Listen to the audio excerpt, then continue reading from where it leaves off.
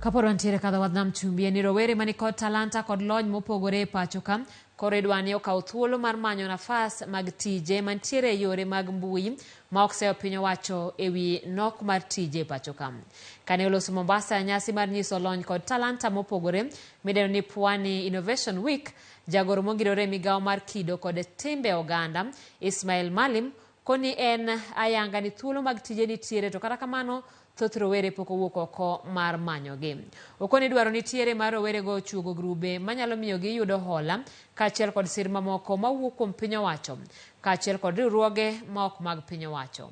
Romono mar ndalo 5 ma orumo ayanga odiochieng' ma kawuono ne bende oyuorie gi jagoro mogirore migawo mar wuoth. Ambayo tuko nayo imeipatia kipaumbele sana jambo la innovation katika sekta tofauti, katika sekta za maji, katika sekta ya uchukuzi ambao mimi ni katibu mkuu wa uchukuzi. Tunajaribu kuleta ubunifu katika sekta mbalimbali ambao tuko nazo. Tunajaribu kuleta ubunifu katika bandari zetu. Ni lazima watu wa art tujipange. Ni lazima tujipange kwa kikundi.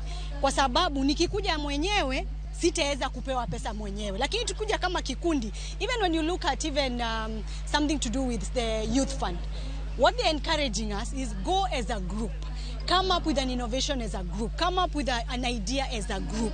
That way you have a force. I have realized in my little period that I have interacted with young people, they don't have enough information of the services that are available to them from government. So I urge you, go to our website. All the government ministries are now digitized. You are aware the call by the president to digitize the 5,000 government services and under the e-citizen. So go to e-citizen. All these services and information that you require are found there. School secondary